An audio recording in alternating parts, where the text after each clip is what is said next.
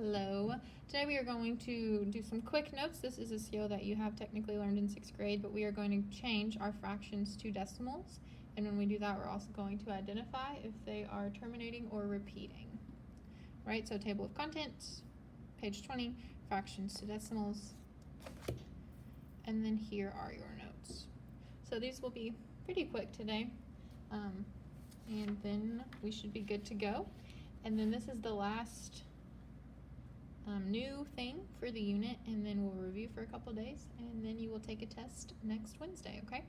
So you change your fraction to a decimal, if you remember, by dividing the numerator by the denominator.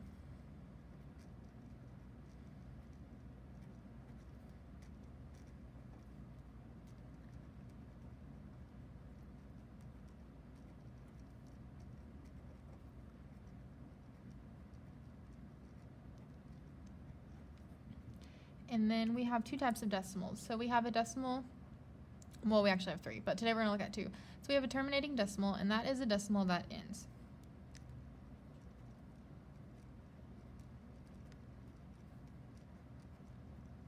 So if you think about someone, if they're terminated from their job, it means that their job ends or their job stops because they got fired. So a terminating decimal is just a decimal that does have an ending, okay? So that's the majority of the decimals that we use in 7th grade math.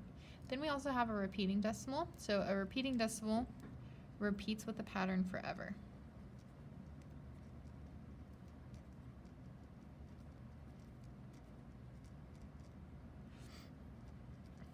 And then we have one more type that we're not going to look at today, and that's going to be a decimal that does not repeat and it does not terminate. That's our irrational decimals, and they are irrational numbers, and that's because they go on forever, they never end, and they do not repeat or have a pattern.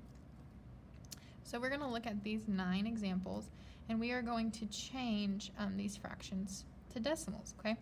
Then we are going to identify if it is repeating or terminating. So 1 divided by 2. 2 goes into 1 0 times. And then 2 goes into 10 5 times. You subtract 10. You're finished. Because this ends, because it stops, it is a terminating decimal.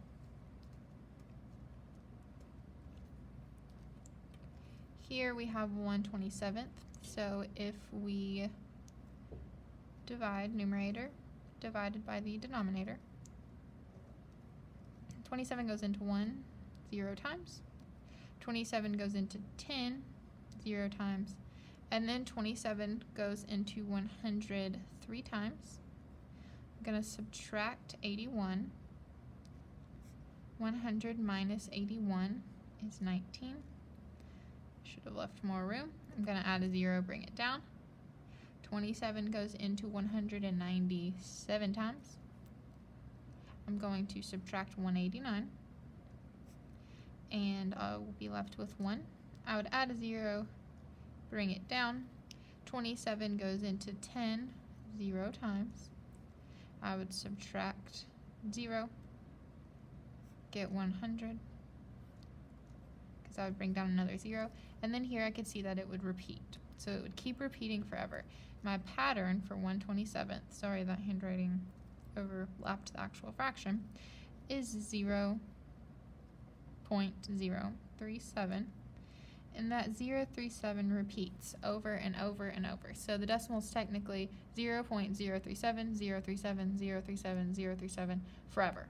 Because it repeats forever, we're going to draw a line over the top, and that will tell us that it is a repeating decimal.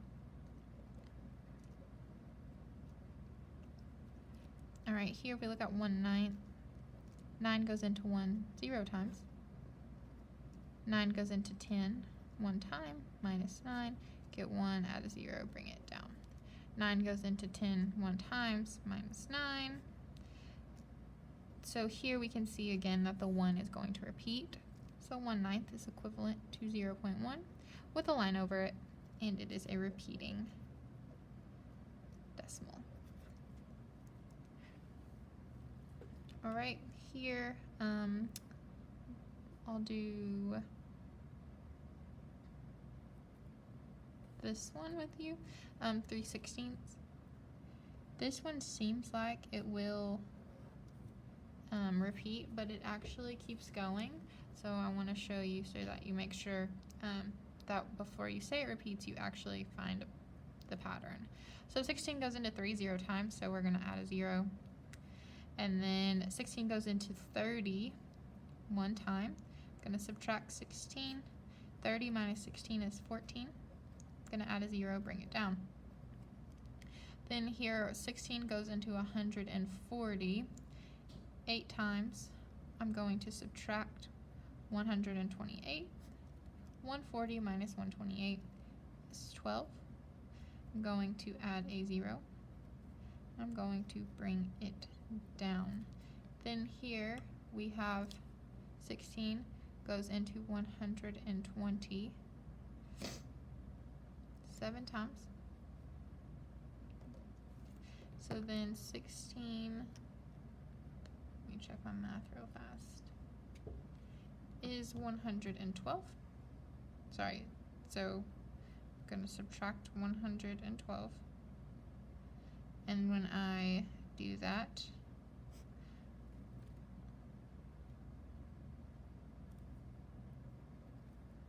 I'm going to add a 0 and bring it down. And then 16 goes into 85 times. So all that to say, make sure that when you're working these out, just because the division problem's a little longer, don't assume that it is repeating, because this one is terminating. It just took us a little longer to do. So that is your lesson today. I want you to finish these 5. I am going to put a picture of your notes in the live binder if you need that. One more thing, just a reminder, when you divide fractions to decimal, the top number goes inside the house, the bottom number goes outside. So an easy way to remember that is top in, bottom out. So it's just a little saying. Top number goes inside the house, bottom number goes outside the house. So hopefully this is a skill that you remember from 6th grade, and if not, today you learned it. I hope you guys have a good day, and I'll see you soon.